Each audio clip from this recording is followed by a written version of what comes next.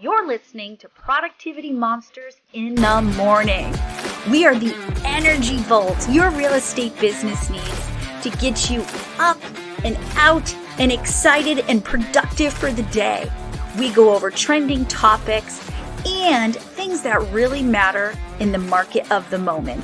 Here are your hosts, Tiffany Hampton and Brooke Silva.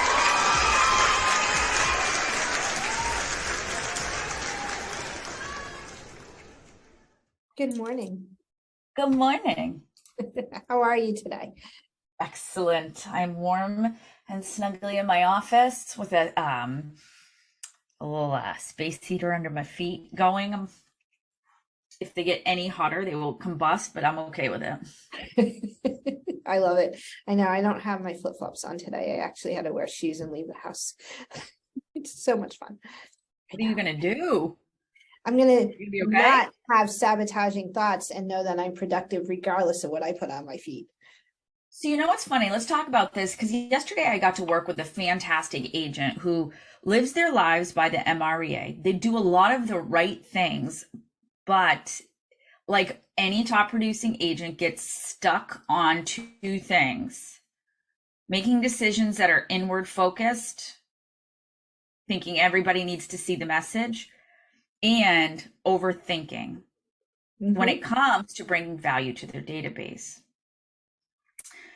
And it's funny that this topic came up today from you because he literally said to me, sometimes there's a devil on one side and an angel on the other. And I know what I'm supposed to be doing, but I crave that shiny because maybe it would simplify, but then I'm trying to be creative. And if I just stuck to who I was. Yeah. Because at the end of the day, this business is, how many people do you have in your world that know you, like you, want to see you be successful? And if they knew how to refer you, would refer you. Like, that's it. That's all this business is. It's funny because we don't teach people how to work with us. We don't ask the right questions. And sometimes we don't bring enough value back to our communities. One of the things we figured out is that he's a top person in a volunteer organization. And I said, well, have you reached out to all of your peers in that organization and asked them how you can help their businesses in 2023 grow through your communities? And we put a smart plan together in less than 30 minutes. He had emailed 201 people, had put something out on his social media business page to get information, and has a sweepstakes now running until New Year's Eve. Yeah. And people are flowing in. Like, it's sometimes we just got to stop and rip the Band-Aid off and just act and bring value. And so last night I had evening group coaching for KW New England region, and we took action on your inner circle document, right? And all they had to do was take action. And the amount of conversation they had in their head on why they were not going to take action, that was the bottleneck. It wasn't the 15 steps, the 10 steps, the 5 steps. It was their mindset. Always. They're like, always. I don't want to do this. I'm scared. I'm like, and we had to break through the scared. And it's funny because it's if you leave a value and you pour into your community, it will be there. Things will happen. And Saturday I got to talk to some of the people in our dual career session as well. And they were like, okay, well, I'll look into doing this and learning it. I was like, no, we're doing it right now. Right. You're not going to overthink this, redesign it because you haven't done it already. So stop. Right. So everybody's going to put this on their Facebook right now to see how painful it is not. Right. And now we're productive stop it. Rip the Band-Aid off. Somebody created something for you to get engaging conversations in your community, and you're going to sit here and overthink it.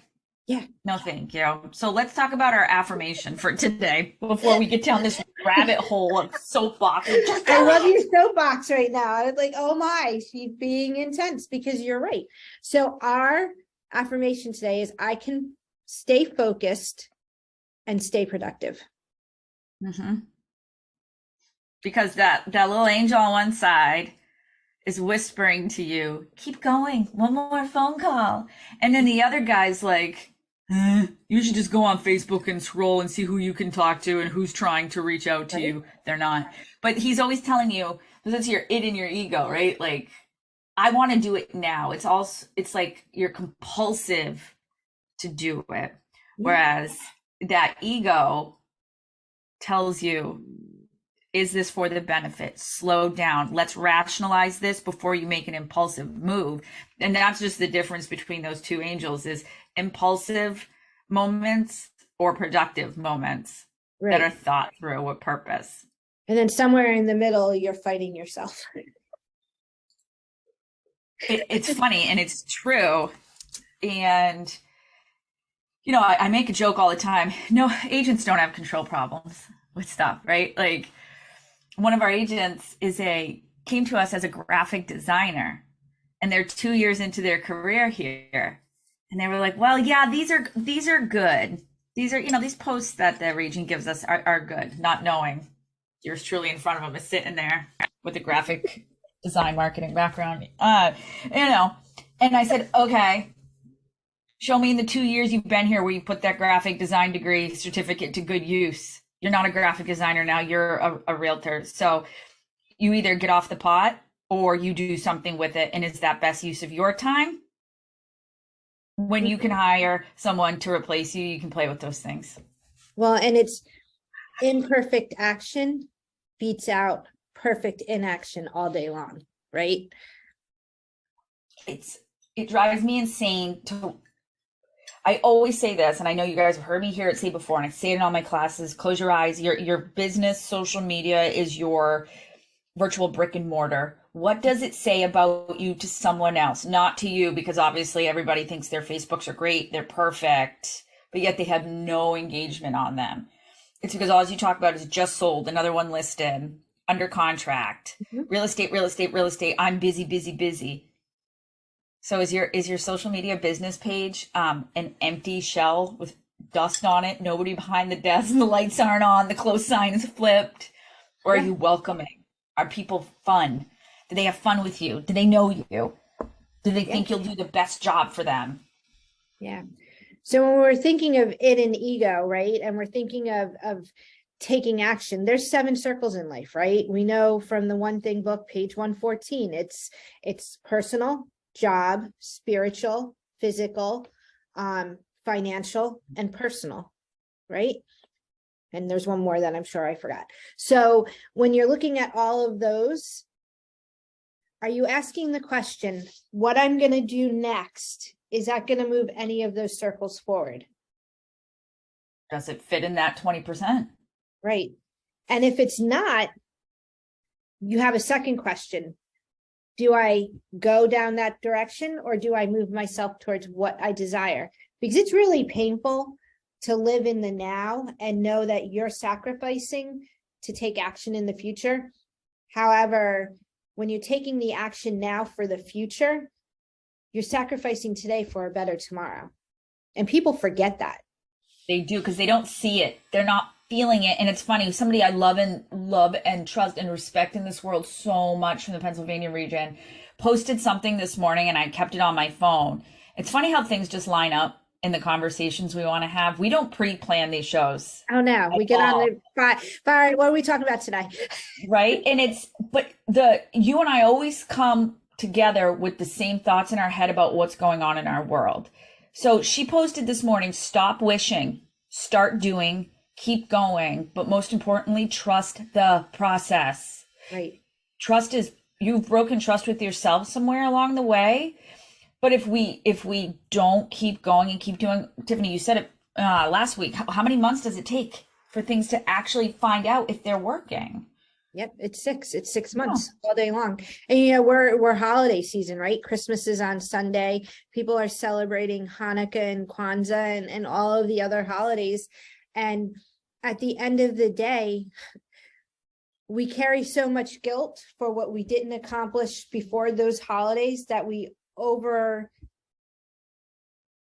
do whatever during the holidays to make up for what we didn't do. And we put ourselves in, I mean, how many people go into debt over Christmas or a holiday that they celebrate because they didn't budget all year long. Like everybody knows that the holidays come every December.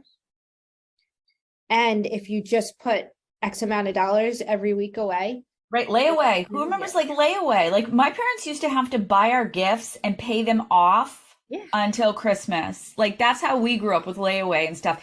And some people enjoy shopping today. Some people enjoy shopping Christmas Eve. That's not me. I'm a planner. And I think some of that comes with self-sabotage. Self-sabotage can sometimes happen because of past trauma or because we don't believe in ourselves because we don't have the education or the training we need to move ourselves forward. So my tech action for you guys today is to absolutely record the activities you're doing. So if it's phone calls, mailers, and when people respond to things, you've got to accurately track where they come from. Open house is not a lead source. I'll fight you all day on it. Somebody found out about an open house somewhere.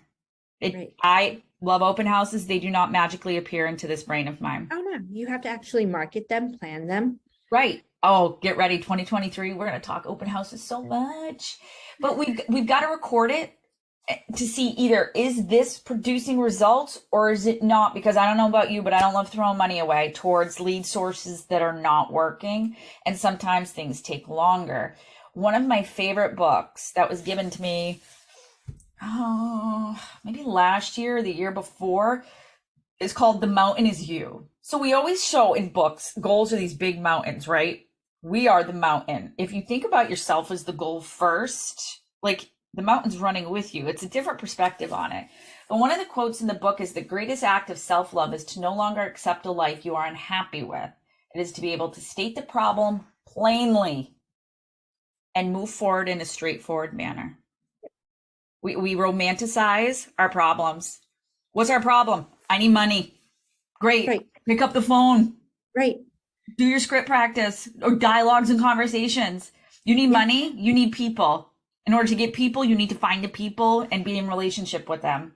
It's so easy, but not simple.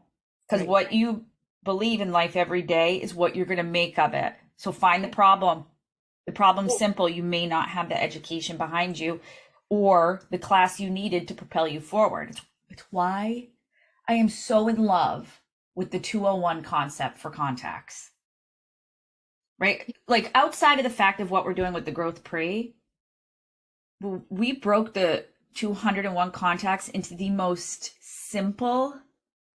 Anybody can follow, whether you've been here a day or 1,000 years, into the most refined, simple process and value drops. I love it. And I took, and the growth pre, the way you built it, you have the ability. I moved that into when you're a brand new agent, what are the steps you take for the first 9 weeks, right?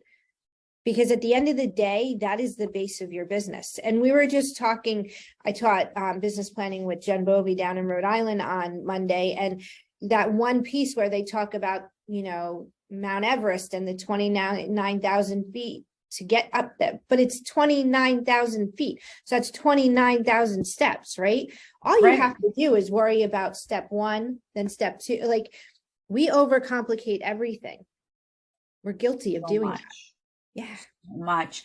And we all do it, right? Like, so I have to create a new tracker for next year. I have a little bit of paralysis with it. I'm not going to lie, because I want to show so much, but I need to, less is more. And I'm guilty of I have a problem. I need to fix it. I'm also a little stressed with all the things I have to get done before the holiday, but that's okay. I'm time blocked. I have great appointments today. Super excited. But one of the things is it's my own back, like my own past that's holding me back from showing how much I've done this year. Because when I give the team this tracker, like that, I'm so exposed. The good, the bad, and the ugly. It's a lot of good. It's so much good. And I also, my love language is not public acts of I don't call me out. It's like I'm in front of people. I'm good. Tell me you love me and appreciate me, but don't publicly do it in front of big. Brooke, you're amazing and wonderful, and I appreciate everything you do for me. Does that just make you cringe inside? Yes. Well, it does not here because I truly know, but like I do not love public acts of affirmation. Like, Not in front of 500 people. no, because I grew up in a world where if you are told or if you have committed to doing something, while it's nice to get praise, you should not do it for the sake of getting praise. You are being paid to do something and you will do it as best as you can and reach out when you can't, not for a pat on the back. And that some of that stuff might be bad and why I'm not good at I was looking for my languages of appreciation in the workplace book, but that's me. And I think a lot of our agents are so fearful of success. I'm fearful of success. Nate Dickey broke me a couple of family reunions ago when we finally dug through the fact that why am I not wealth building? Why am I not working with a financial advisor? Well, it's because I'm petrified of success. Mm-hmm. Right. So we're working on that or fixing that mindset. But I think how many times have you and I sat down and said, we can build $1 million company between the two of us. All we have to do is take X action. And we still take ourselves back and be like, because we deserve that, right? Like we could, any of us are, and this is what I love about KW, and then we'll let our friends go. The beauty of what Keller Williams offers us as entrepreneurs is the ability to thrive. Right. Not just selling homes and helping people buy homes or invest or build. Everybody is given a chance to fly and thrive here. And 2023 is going to be an incredible year. I think we're going to see so many new businesses pop up because of agent needs and real estate needs.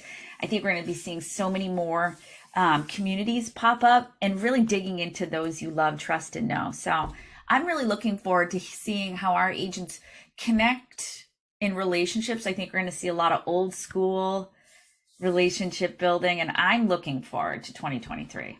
Yeah, I'm actually looking forward to exactly what you just said. I feel like we've had our time of technology and being far away from one another, yet close via technology. I feel like the relationship is going to be organic so much more as we move forward in the next few years. It's going to be good. Yeah. All right, my friend. I will talk to you tomorrow.